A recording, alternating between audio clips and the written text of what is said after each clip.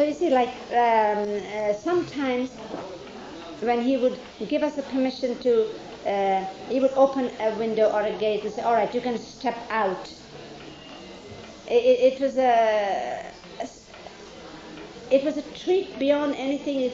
I mean, had we been doing that all the time out in the world, it would not have been a treat. You would not appreciate it. But because of the continual self-denial, self-discipline, when once in a while Baba says, all right, you're free to do something. For instance, like when we were on the plane going in 1952 to the States, and Elizabeth had, she was our hostess, and she had us over in first class in the plane. It was the biggest plane at that time imaginable. It seated 50 people.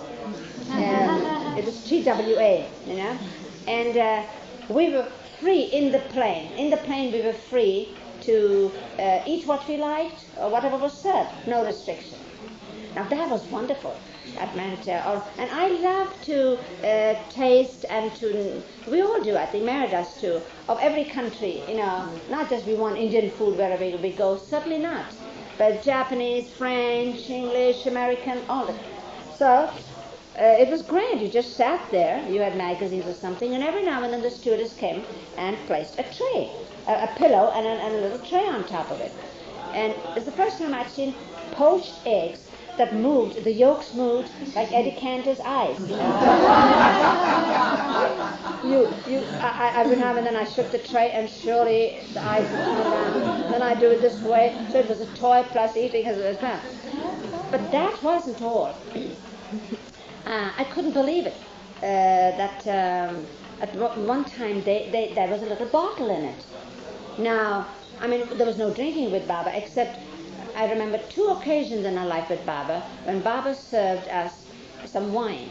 I think it was a tablespoonful each, probably. It was symbolic or whatever it was. But I like it. You know, as a child I had it at home, for instance, whenever I washed my hair, which was once a month. We don't wash our hair so soon. You're supposed to lose hair more. Anyway, I had longish hair and I was a schoolgirl. So because I was prone to cold so much, they'd give me what was akin to brandy, which is, and I liked it. I mean, I liked it. I had to give it up for Baba, sure, but I liked it. I still do. So there we were on the plane and these little bottles. And I couldn't believe it. It said on it, champagne. And I've always read about champagne, and in France, how they drank champagne out of women's slippers. And so every celebration, you know, any there's a son born in the family, champagne, a wedding, champagne. And here I was, who'd never tasted champagne, having champagne. But I was a little bit disappointed. It wasn't, maybe it needed those slippers, I don't know.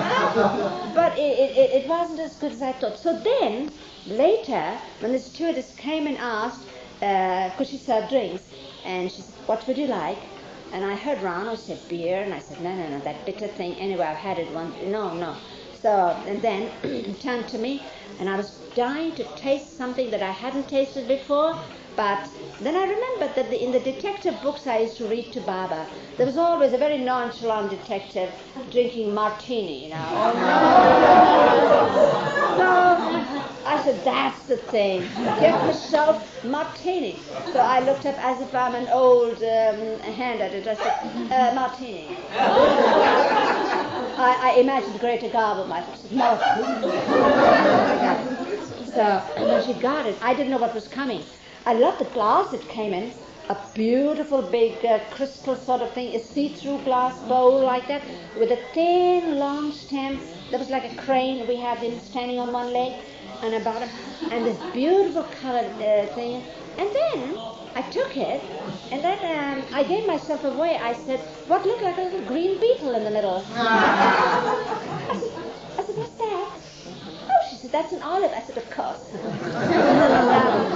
I said, that's a pity, because the olive took away some of the liquid, you know. It took away the space from it. I loved it. So anyway, now I'll always be able to say, oh, martinis, of course. And then I found that I was at by the window of the plane, and next to me was Meru. Now, I didn't know people were being airsick because I wasn't airsick nor seasick when we went to Cannes with Baba in 1937. So I saw that Kitty was more apt to get up and go over to that side where the bathroom was. It was a very small plane compared to now, you understand, but it was big and luxurious and sufficient, believe me.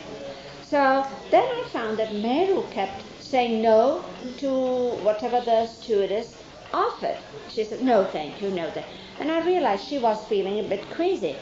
And so there she sat slumped next to me, and these trays would pass right under her nose onto me, and she looked disgusted, you see, and poor thing. And I suddenly caught on. I said, Meru, don't say no. Just say, I said, Elizabeth has paid for all this. Don't you understand? This is not free, we've paid for it. So you just don't say no, because I might like particular things I take from yours. No, she couldn't catch on to that. She was too miserable. So this went, but I said, but at least that bottle. Pass the bottle on to me. I said, in a hoarse whisper, I said, we paid for it. So that's a good time.